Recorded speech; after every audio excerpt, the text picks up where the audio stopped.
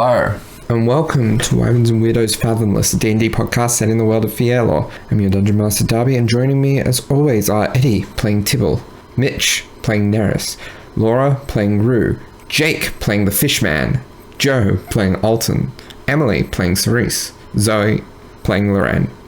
Let's jump into it.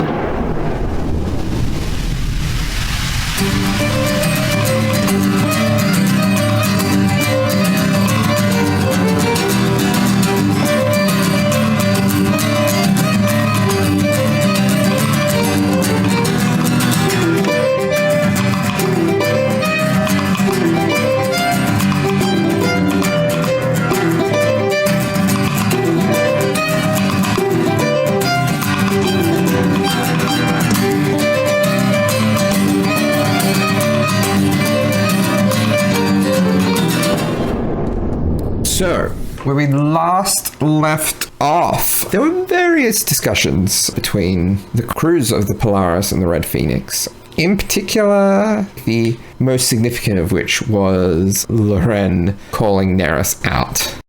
And then, once everyone was settled for the night, 3 people had visions in the night. Alton of some strange being. Nerys seeing through someone's eyes in a room unfamiliar to him. And Cerise, her patron, asking something of her. We pick back up a new morning on the Polaris. So if we actually rewind a little bit to slightly earlier in the evening, at some point Cerise or 𝗖𝗔𝗦𝗧 would have told 𝗖𝗔𝗦𝗧 that we were invited to stay the evening and shown us to our guest quarters. 𝗖𝗔𝗦𝗧 would have been very thankful if it had been 𝗖𝗔𝗦𝗧, and to Cerise she would have rolled her eyes a little bit and said, of course we are. She would have stayed in that room for maybe an hour and 20 minutes before this fidgety energy kind of takes over. And if Cerise is in the room and not doing her own thing, 𝗖𝗔𝗦𝗧 would have said something vague about needing to keep watch. And then she would have gone up onto the deck. And there are 2 crow's nests. She would have looked to see if Fish Man was in one of them. You see him doodling away, almost like satisfyingly. 𝗖𝗔𝗦𝗧 would have given Fish Man a little salute, just because she knows it pisses him off. And then she would have gone to the other mast, and using a combination of Misty Step and a Storm Sorcerer's inherent ability to call the winds to them, she would have flown up to the crow's nest and landed in there. Fishman would also see her kind of leaning out of the little crow's nest. She calls out a word in Primordial, and from 100 feet away, a tiny little blue-winged figure appears and comes back, and her little pseudo-dragon lands on her shoulders, having been flying around the ship most of the day. She gives him a little scritch. Yeah, what does Fishman do? He would have smirked a little bit, and then he would have turned the page quickly, did another scribble, and held up a piece of paper saying 10 out of 10. And then gone back to his book, flipped over, and probably shortly after would have gotten down from the crow's nest, maybe 5-10 minutes, and then gone on his way. 𝗖𝗔𝗦𝗧 grins at him. She likes him, even if she has certain opinions of the members of the Polaris. She appreciates Fishman. I've heard about him enough times. In the crow's nest, is it still raining? Not quite as heavy anymore, but it is still constant. 𝗖𝗔𝗦𝗧 probably curls up under her hair as much as he can. And she goes, I know, little one. You don't want to catch your death. It's all right. It's all right. I'll head back inside soon. She sits there for about 5 or 10 minutes. And when she sees Fishman leave, she exhales. And then she starts taking off one of her shoes. Some people maybe would have noticed this about her. 𝗖𝗔𝗦𝗧 probably most of all, because he is basically at eye level with her shoes. But she actually has 2 items tied into her laces, almost like jewelry. One is a tiny rectangular gold bar that is attached to her shoe, almost like a tag, almost like a dog tag. It is her name, it is her date of birth, and it is an address. That is not the shoe she is undoing. On the other side is a rolled gold wedding ring. She unlaces her shoe and completely pulls the laces out. She is wearing socks, little knitted ones. She undoes the laces until she can hold up the wedding ring. And then she kind of kneels in the crow's nest, her elbows over the edge, holding this ring. And she looks out at where the sea meets the sky, that line of the horizon, even in the dark and even in the rain, always aware of where that is. Hi, Mom. It's been a while.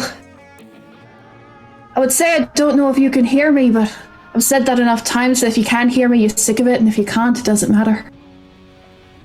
Hope you're doing well wherever you are. I need to ask you a question, actually, and I don't know if you're gonna like it. Dad always said you were a good person, so that's part of why he fell in love with you. I don't know, I never met you, but he says I'm a lot like you when I'm at home. Out here, though, I've got your face, at least.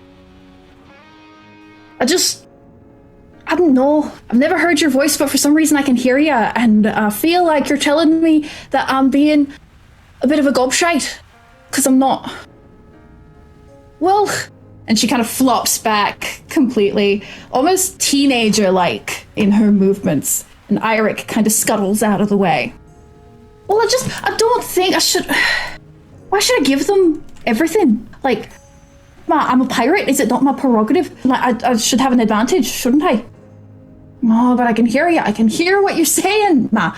And if you were to do like a little TV, like zoom in on Loren's brain, she doesn't picture a face when she thinks of her mum. It's like how sometimes people say they can remember being born. The earliest memories you ever have are ones that you slowly forget because they were too far away. She remembers her mother as a very specific storm and the way it separated them. And she feels this storm and thinks on this storm. I know he asked me to tell them, Ma. Do they deserve to know? I mean, on the one hand, I don't think they're very good people, and that's a lot coming from me. I'm a very bad person. But, like, I've got integrity. Do they? I know, Ma. I don't get to decide. They left him. Even if they had been doing everything they could. How do you let him get taken in the first place? If it was me, I wouldn't come back. You're right. Dad's right, isn't he? I'm too proud for my own good. Good chat, Ma. I'll speak to you soon. Unless you try to speak to me first. And on the inside is engraved, until the sky meets the sea. And then she looks at Iric.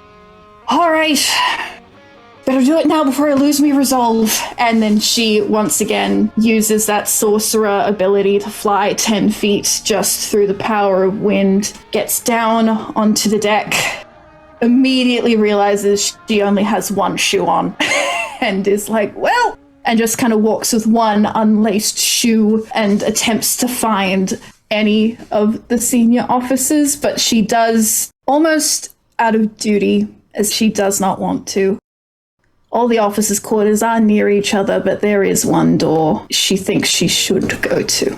You probably would have noticed that Kara was down on the deck. She's not a senior officer. It would not occur to you to go to her, but you would notice that Kara was down on the deck in the rain. Good night for it. She would have looked up at you from where she was leaning over the banister. You cannot comprehend the look she has on her face. It almost seems a bit guarded, but she just gives you a nod, but watches you as you leave and doesn't turn back to the ocean until you've gone. Loren acknowledges a guarded look when she sees it. She walks towards the senior officer's quarters, realizes it is like 4:30 in the morning, and then, I'm sorry to say, Nerys. So, as you approach the door, there is a very low but still detectable, not a hum, but there is some form of noise coming from it. like something rhythmically moving in a pattern. And as you knock, that noise stops and the door creaks open. And you see sitting at his desk, kind of leery-eyed, like it's 4:30 in the morning and he's not had any chance to sleep yet, but with pages and pages of loose notes, a couple of maps, some different books that he's got all strewn across the desk, with a quill in one hand, another one tucked behind an ear, and a third one sitting in a little inkwell that looks like it's slowly drying up. You hear Nerys' voice. "You're up late. What can I help?" "Ah." You look like shite. Look, I was pretty harsh on you before. Fully deserve it, but I was pretty harsh on you. I am realizing in me anger, there was information I forgot to give. I decided to do it now before I decided to continue being a mean person. "Very well. What do you know?" Many things, but a relevant one. She kind of steps in and does close the door behind her, but she's not looking at the door. It's one of those things where she's like intimidation, maintaining eye contact, and just shuts the door behind her. I figure this was probably something you would work out eventually, but, you know, clearing my own conscience here. Janice is being tracked, blocked magically. Can't be found unless you pull on the threads around the shape of where he was. If they're tracking him, so they always know where he is, you're going to need something to block his signal when you get him back. Again, I feel like it was probably a logical conclusion to draw, but... And she does kind of get this moment of tension and then releases it. He wanted me to tell you. Thank you for bringing this information to me. I would say it's a pleasure, but it ain't. I know. You, you mentioned you wanted to speak with me, to tell me the information previously, but then your anger got in the way. Aye. Which is why you forgot what I would assume to be very critical and important information that someone should most likely not forget. But you let your emotions control you. I also let my emotions control some of what I said. While we are both at fault for tapping into our emotions and not controlling them properly, I would like to be the better arcanist and apologize for my behavior. You want to apologize for having a nervous breakdown in front of me? Don't worry, it was the highlight of my week. I don't like that. Well, of course you don't. Look, I'm not an arcanist. I'm just a weirdo who can control the magic around her. I don't care if you have feelings, Nerys. If anything, it makes me respect you more. You really think people care about someone who doesn't seem like they give a shit? I don't think much of your captain, if I may be so bold, but people like him. He's their friend. I don't know what you are to them except their quartermaster. I don't aim to be anything else. I have no need to. Well, no, I was about to make another mean comment, but I feel like I'm... Why not? Tonight is the night for it. Oh, kick you while you're down. May as well. I will never be down again. Alright, I see you've had something. Put some verve and vigor in you. Alright. Do you really control the environment around you? Or are you just a sounding board for it? What do you mean?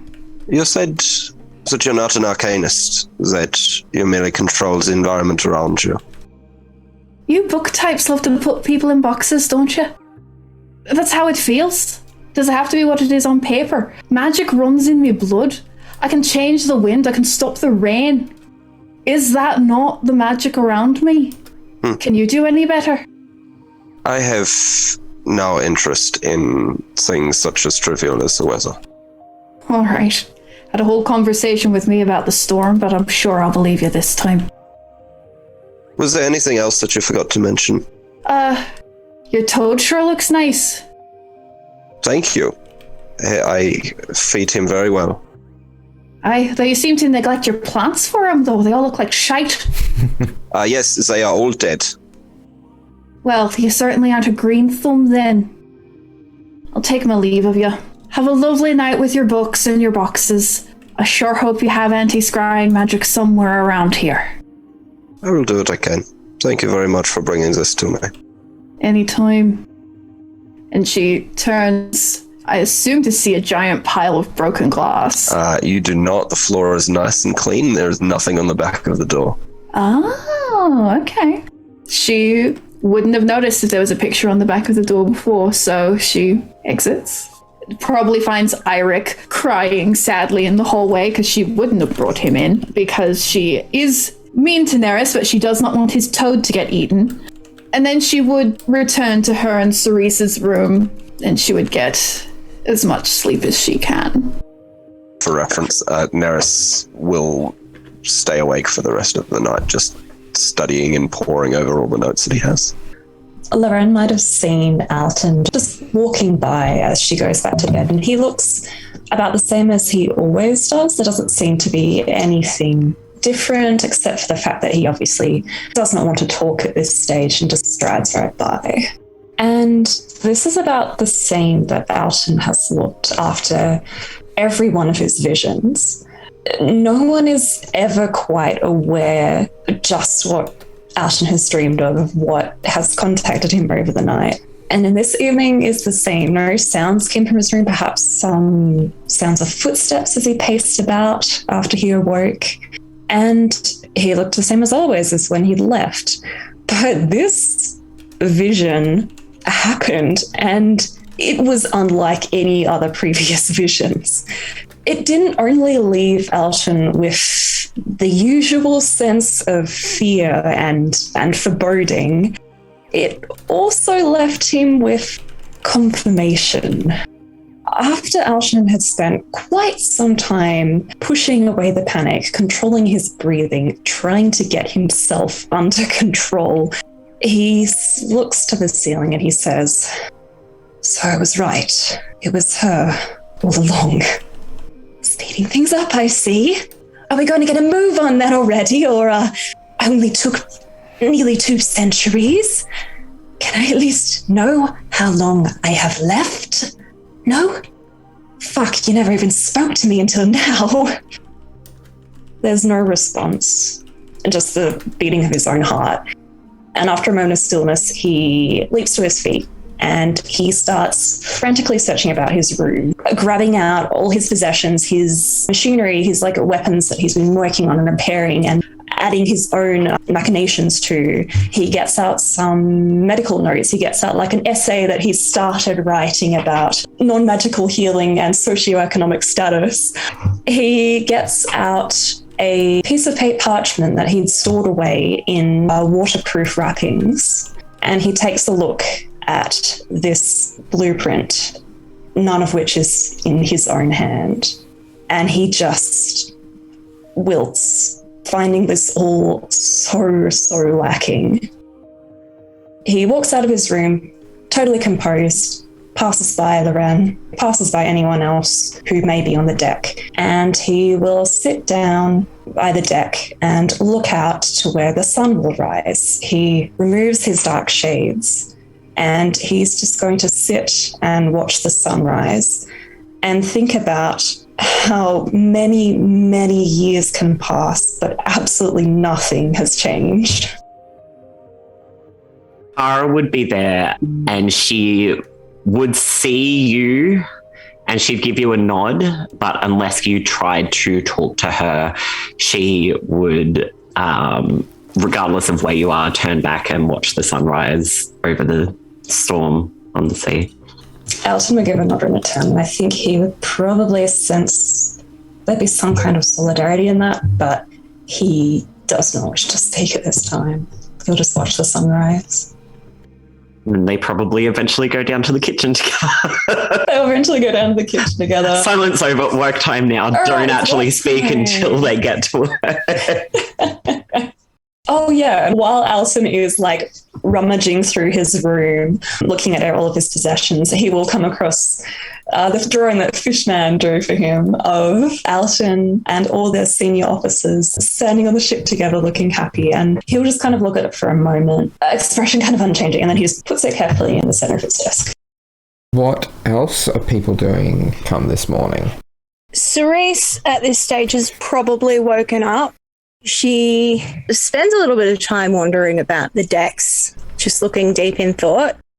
Then she goes and wanders down to the senior officers' cabins and just loiters, like she's waiting for something or someone. And how long do you wait? As long as it takes, Fishman. At some point, Tibble might be walking past to the mess hall. Morning, Cerise. Good morning. Not keen for breakfast, or? I'll be right. Just having a bit of stretch. You're not waiting for someone in particular? Maybe Loren, or? Perhaps. Perhaps Loren? I'm pretty sure she's still Loren. She was when I saw her last. One doesn't have to reveal all their secrets, now do they?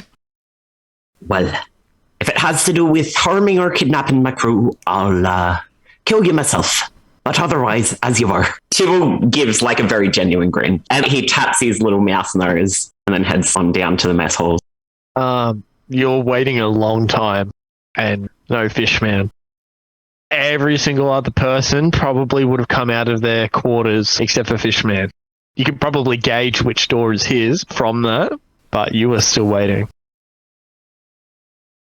After breakfast, Tibble walks on up. It's been a few hours, and he sees Cerise, like, as he's walking, and he takes a couple of steps back. How's the, secret business going? Perfectly well, thank you. Well, if you need anything... And he looks really bewildered, and then just sort of scampers up onto deck to continue his work.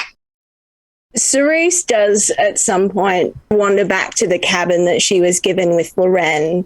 She's just like on the bed with Eirik, doing something you've seen her do a million times, which is just playing with that little wedding ring. Rough night, then. I kept watch, didn't I? There's a correct amount of pirates on this ship, so we're all good. What about you? Where have you been all morning? Oh, doing a bit of reconnaissance. Reconnaissance? All right. I assume this had nothing to do with a 6'8" fella wearing a chainmail miniskirt. Now, why would you possibly think of that? I don't know, Captain. I feel like you've just mentioned his name 1 or 2 times. If I didn't know you any better, I'd say some words that could get me kicked off the ship for treason. Well, I'm assuming you didn't kill the wizard boy. He's not worthy of the end of my blade. You gave them all the information he needed? She looks at the wedding ring. Eventually. Well, we can't take too much longer here. Why? Thought we were planning on following them. We will follow them a little bit, but some other things have come up. What? How? Who do you answer to? That's none of your business just yet. Oh, it's the fella in your head, isn't it? It's that little weirdo. We have to find something. He's sending us on a treasure quest. Perhaps. Why? Because it's time for things to change a little. Sorry, Captain. Remember, I'm a feckin' idiot. What needs changing? Aren't we on a good trajectory? We're potentially days away from being able to get ourselves a brand shiny new bosun if we beat this lot to it. This is so much more than just our ship. This is about the world. What does the world want with us? Many things. You don't need to know all of it just yet. Sorry, Captain. You order, I follow. That's what we do. Good. How much longer are we going to be here? Hard to say. We'll wait and see if they find anything decent. I have a feeling that wizard knows more than he's letting on. Of course he does. Look at him. No one that smart is that smart because they're a good person, if you know what I mean. Divination magic is still so new. Load of bollocks, if you ask me. Could be useful, though. Do we have to? I think he's about 10 seconds away from trying to shoot me with something. If he could manage to hit. You know, I think if that boy threw a punch, he'd break his entire arm. I'd say his entire body, but he doesn't need an arm. He just needs his brain. Fair. Stick around for a little bit. Do what your god wants. Aye, aye. Do you need help with your reconnaissance? Not just yet. You know, if you just knock on his door, it'll wake him up. If it's below your station to knock on people's doors, I'll do a ding-dong ditch. I'll just knock and run. You really think I need your help with that kind of thing? Of course not. I'm just saying, I'm helpful, aren't I? Helpful and entirely too mouthy sometimes. Oh, you love it, don't you, though? I suppose you should probably get that creature some food. His name's Iric. And you know, if I didn't know any better, I'd swear you're the reason he's getting a bit of a tummy. He spends just as much time in your office as he does in my room. And I keep telling you to keep him out of my office. He wants to go there. I'll take him to get some breakfast, Captain. Enjoy your reconnaissance. She scoops up Iric, puts the wedding ring on one of her fingers, and she walks off to the mess hall. Cerise, having spoken to Loren, pulls out a flask, takes a swig, and then wanders back to where she's figured out that Fishman's door is. And knocks. Nothing. She knocks again, a little bit louder. Who is it? Cerise. Go away. Now, why would I do that? I do not know and I do not care. Go away. You were up quite late. How would you know this? I know things. What do you want? Just to talk. Then you can do it from the other side of the door, and quick. What, you won't come out here? I am not leaving and you are not coming in. Go away. If there's a lot of silence and he doesn't hear footsteps, he's going to say, "You have a voice of someone who plays tricks, who manipulates. I do not wish to speak with you, and I'm asking for one final time for you to leave." Most people around here are manipulators. So I've read. But very well. And she wanders off. Yeah, Fishman probably still won't come out for quite some time. Probably wouldn't be about till just before lunch that Fishman comes out. And unless no one else wanted to do anything, he's going to go out and find Cerise. Cerise is probably at this point somewhere up on the deck, if not in the crow's nest, probably sitting right up on the edge with her feet dangling over one of the sides. Yeah, cool. Fishman will go up and he'll go, "Cerise, I believe I owe you a bit of an apology. Oh? But I will say, it is common knowledge of the ship not to disturb me early of the morn. Did no one mention this? I find it hard to believe you didn't run into any of the other crew members." It was never mentioned. That is fair. Nor did I expect you to come see me so early. Was there something urgent? Not urgent. Well then, I believe I offer some sort of an apology. I'm not in the best mood of a morning. think the only person around here that would be a morning person would be your captain. Indeed, and possibly Kara. She's always cheery no matter the time of day. That seems about right. But might I ask what it is you were coming to see me about? Just wanted to chat. Well, then is Sure. this not a fine time and place? Certainly. It's a lovely view. Most certainly is. You seem like someone that knows what they're doing. Between you and me, it is simply something of a show. In fact, I fail quite often. But what people see is me succeeding, or instead, me turning a failure into a success of something else. What is life without a little bit of failure? Exactly, and it is my belief that everyone is failing in life, just some like to boast about it, some don't. Is there something you're trying to get to? Because I can probably pretend I know what I'm doing about it. Nothing in particular. I just find you interesting. I hear this quite a bit. It's, sometimes humiliating, sometimes charming. I'll get invited to parties simply because I am unusual. I find myself being appointed to position, getting to influence with people simply for being different. People find me interesting, and that, strangely enough, makes me approachable. In most cases. You've always been like this. For as long as I can remember. Is there any particular reason that you took to sailing, or?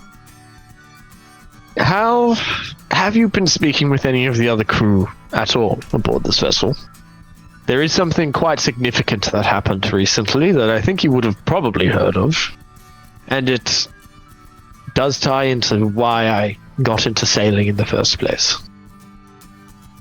Well, the whole reason we found this ship was because we'd heard that a ship with invisible sails had been acting oddly.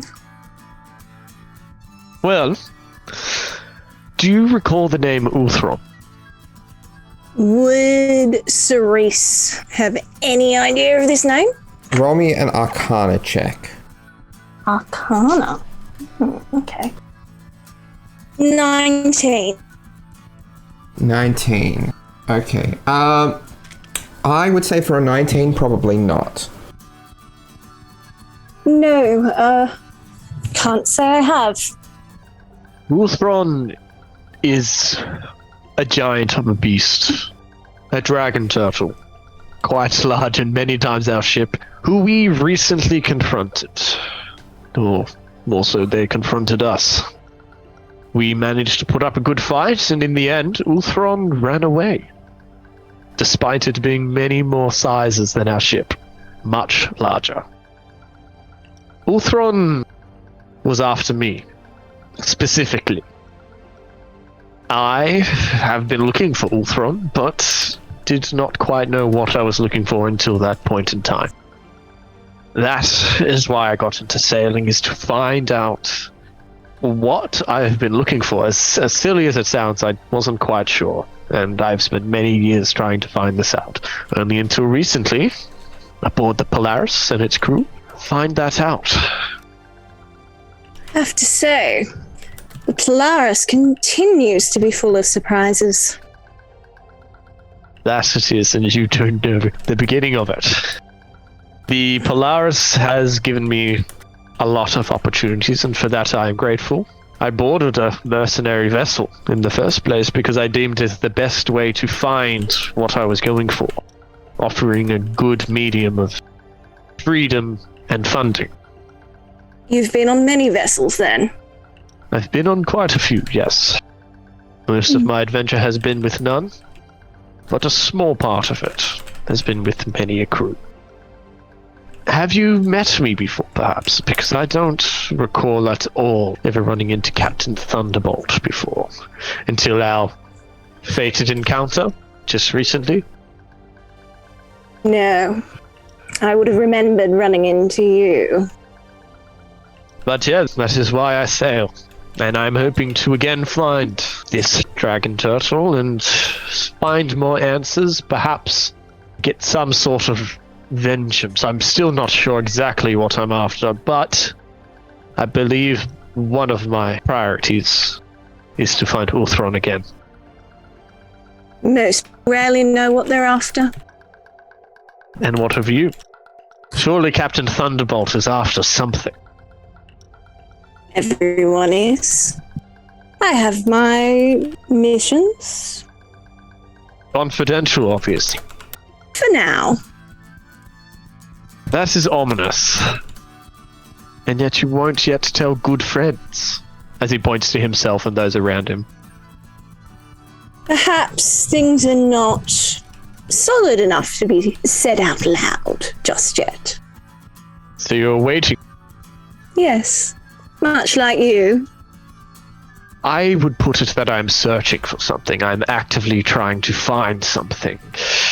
You are here aboard this vessel, and to my understanding have been waiting many hours to find me.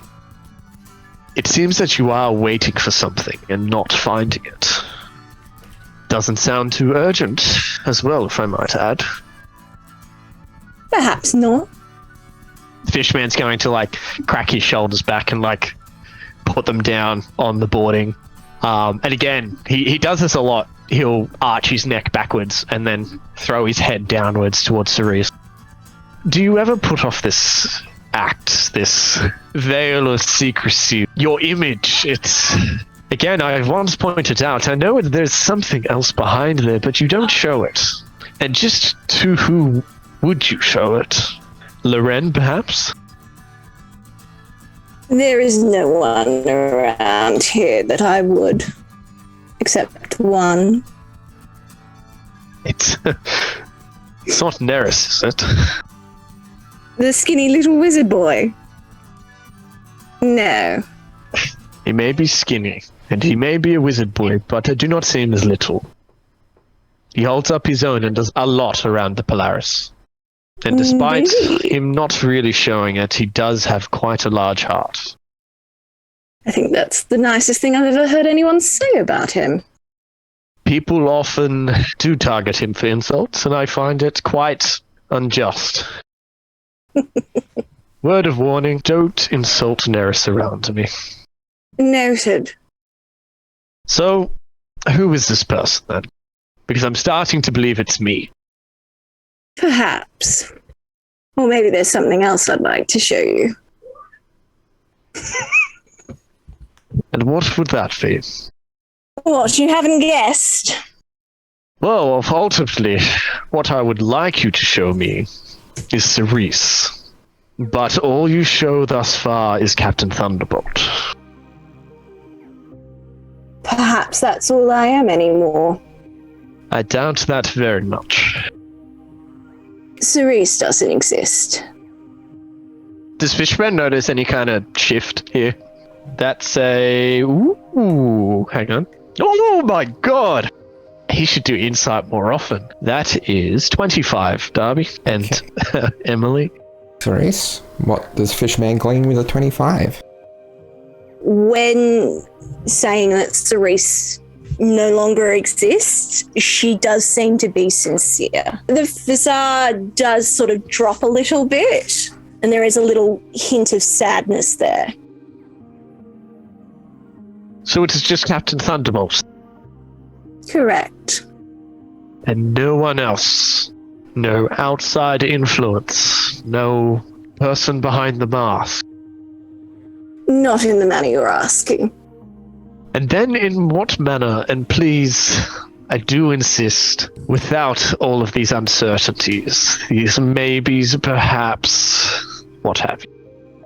She holds out a hand and sort of snaps her fingers, and a little crackling ball of energy appears. Very similar in energy to her eldritch blast. So the sort of red electric sort of energy crackles around her hand and around her palm before she sort of snuffs it out.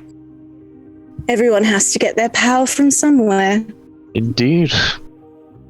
And so, this person who I'm speaking with right now, is this but a husk of Cerise, who is Captain Thunderbolt, with someone else behind them, playing puppet master, if you will?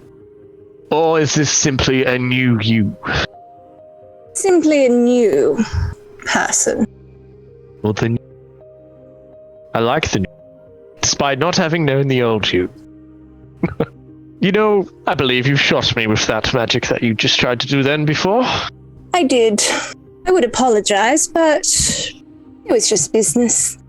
Business indeed. It left a little bit of a scar as well. You did shoot me as well. Yes, but I don't believe I quite hit the mark, did I? Again, I pretend to know what I'm doing. Fishman's going to look around deck and see if Nerys is around. For the most part, I don't think he would be, cool. But he would come up every now and then. Yeah, that's fine. He's going to time it, and as soon as Nerys is gone for about a minute or two, he's going to throw a plate from the Polaris, because we're up in the crow's nest, aren't we? He's going to throw it port side, and he's going to attempt to shoot it if he can. Roll me a dexterity. Just flat dexterity is not too flash hot. That is a 13. Yeah, that's enough to hit a plate. Sometimes I know what I'm doing, though. Sometimes I do, and it makes me very happy. As all of the plates kind of just sploosh into the water. Perhaps you just need some more practice.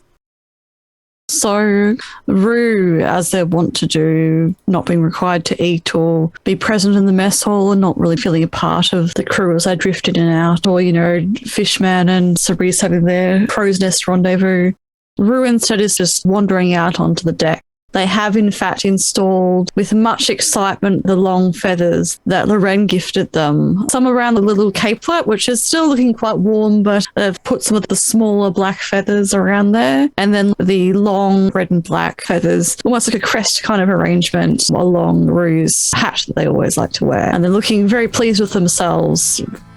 It's not raining, but there's still some cloud cover from the previous day's rain. I believe Tibble, most likely the night previous, would have mentioned that at first light they would be shifting on. Red Phoenix just on the horizon. Yeah, behind the clouds. Observes all of this and watches the ocean drift by, and Ham's standing there next to him, probably eyeing off a seagull that's gotten a little bit too close to him. Now, Ham, what would that do for your indigestion? Oh, another bird, also white. And Rue probably notices as a white dove circles down towards the Polaris and then probably lands on the railing nearest to where Rue is. It's like a messenger dove. Don't eat this one either, Ham. And then we'll very deftly reach out and try to pat it with one long finger, and then with the other hand carefully take the letter. As soon as you take the letter, the bird flutters down below deck. Strange. I suppose it knows the place. That is fortunate. Rue looks at the letter again and then turns to Ham and is like, let's go for a walk, Ham. We should deliver a letter. Now I'm a postman. Well, postperson. Postman is alright, I suppose. And they're going to go look for Tibble. Tibble actually wouldn't be too far away. Rue walks 5 steps. He's at the helm at the moment, down the other side of the deck. It probably is still a little bit of a walk. He looks a little worn out, and next to him, Tim is standing ready to take over if need be. Rue approaches and then stands there and just looks down. Captain Tibble, how are you faring this morning? Oh, Rue, lad. Apologies. My apologies for startling you. Tim, do you want to take the helm a moment? I won't be long. Tibble kind of scampers off his little stand where he takes control of the helm, and he kind of hops down off the platform. You're looking quite dashing this morning, Rue. Rue sort of puffs himself up a bit like a bird would, and then probably for the effect, the little crest feathers will prick up a little bit. How delightful. I like what you've done. Thank you very much. It is a very kind gift from Loren. Ah, gift from Loren. It seems you've made a good impression then. Yes, she was very nice and kind to me. She got me these feathers. I found her to be a lot more sincere than I believe she wishes to be. But I think that makes her a nicer person, even if she wishes to hide it that way. Did you know that my mentor, he had feathers like these? As much as I wish she would take it a bit easier on some of me other crew, I am quite fond of her myself. Apologies, I'm blabbing on. Was there a reason you wanted to see me, Rue? Oh, of course. This is probably important, or maybe not important at all. Perhaps it is, as they say, junk mail, and just advertisements. But you have a letter addressed to you that was delivered by a white dove. And Rook reaches into their little surgeon's apron and pulls out a letter. Tibble's eyes widen, and you see his little paw twitch. Sorry, apologies, lad. Do you mind? May I take this? Of course, it is your letter. I would not wish to keep it from you. Once he takes the letter, and you can probably tell he's doing everything in his power not to snatch it, but once he has taken it from you, he carefully but swiftly tears it open to read it then and there. What might it say, Laura? Okay, so pretty plain parchment, nothing too fancy, and there's like a very particular sort of angular script there. It reads, Captain Tibble, I thank you for keeping me informed on the nature of my husband and your kindness on the matter of Jay's wages. We do have another little one on the way, and there's some attempts at writing which have all been scribbled out, presumably because they're either too emotional or too angry. There's a little bit of a tension mark in the parchment at a couple of points, and then it continues. Unfortunately, despite my best efforts, I know nothing of these sin seekers, nor the names you mentioned. I have looked over books and journals here at home, but I cannot find breath of a word about any of these people, this Silenon, Aloysius, Rort, and all these other names you listed. Are they followers of Shognesh, perhaps, the god Jay talks to? Either way, they'd best hope they don't cross paths with me before Jay returns to you. I haven't told the children. It is both a strength of our marriage and a great loss in this situation that Jay and I have kept our paths to the minimum with one another. Both of us have parts of our life that we regret, and we do share them. But again, there is much regret and things that wish to be changed and don't reflect who we are now. Jay has had a lot of enemies in the past, so have I, and so do I still. The same is probably true for Jay. And every other time he has been... There's sort of more attempts at writing, but it's just another scribble. I will be in touch if I know more. I do appreciate your help. Though I will say, Captain Tibble, get my husband back to safe shores soon. If you can, I'll make sure next time I see you that I'll only kill you quickly instead of taking my time to enjoy myself. Love, Anna. So Tibble, he's quiet as he reads the letter, and Rue would see him going over it several times and absorbing it. And takes a deep breath, folds up the letter and puts it in the breast pocket of his vest. Okay. I assume it was not junk mail. No, Rue. It most certainly was not. Let me know if you ever need to talk. Or I can recommend Ham. He is a very good listener. I would know. Tibble gives Ham like a little scratch under the chin. He's like, well, you can see that the focus he had has wavered a little bit, but he, rather than say any real goodbye, he just gives you a nod and just turns and walks back to the helm. Even though Tibble isn't looking at him, Rue does nod back and then turns back to Ham. Now, some new tea is in order, I think. Come with me. And then he kind of like lopes off with Ham patting after him. I think we're going to move towards wrapping up for this week. But before we do, there is one more scene. But I would like everyone except for Laura to please remove your headphone. Janice, you find yourself on the ship of the Sin Seekers, keeping to your routine. You're now allowed to wear your armor on board the ship, though your glaive is still held under lock and key in the armory. You see Aloysius approach you. Emergency meeting in the war room. The boss has new orders. An emergency meeting, brother. Do you know what of? Something has apparently come up. Of course. Janice nods, and he will follow. Arriving in the war room, you see 6 figures other than yourself. Aloysius, Rort, Zam, Zardost, Silenon, and a hooded figure you don't recognize. The occasional flicker gives away the illusory nature of their presence here. This is clearly the boss. We have had an unpleasant development. Things have been seen that should not have been seen. And so, we must accelerate certain aspects of the plan. He points at the map on the central table. Make your way to these coordinates. You will find a Polaris there. Eliminate the captain. Do whatever you want to the rest of them, but do not kill the wizard. May be of use to us still, one way or another. Janice, when he was on board the Polaris, was very aware, at least in the position he was hired in, that he is there to look intimidating and to listen to orders. But even in this heavy, almost ambivalence that he settled into his expression, he does raise his eyebrows. The Polaris. What has happened? What reason do we have for this return? May I beg ask? What interest could the Polaris bring to these plans? And Sybil, the captain, I mean, is that truly necessary? The Polaris is a rogue element. It was always something that needed to be dealt with. Of course. But certain things have transpired, and it is necessary to accelerate its removal from the picture. I see. And I am to go on this mission then? You all are. All of us.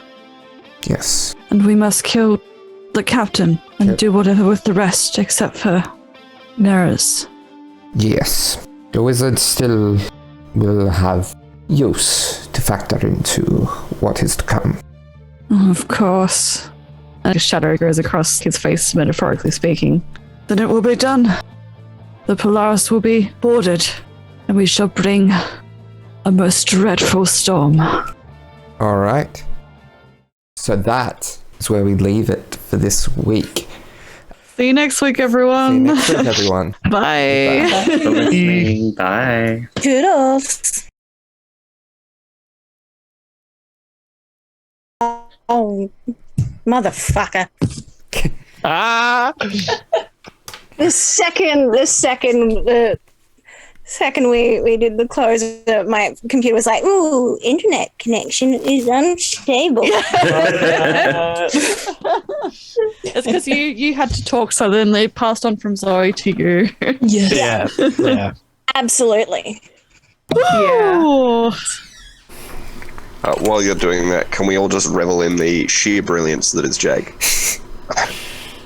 Little twirl into frame. Doing some mental gymnastics. I was like, how do I do this and end up forwards and not backwards?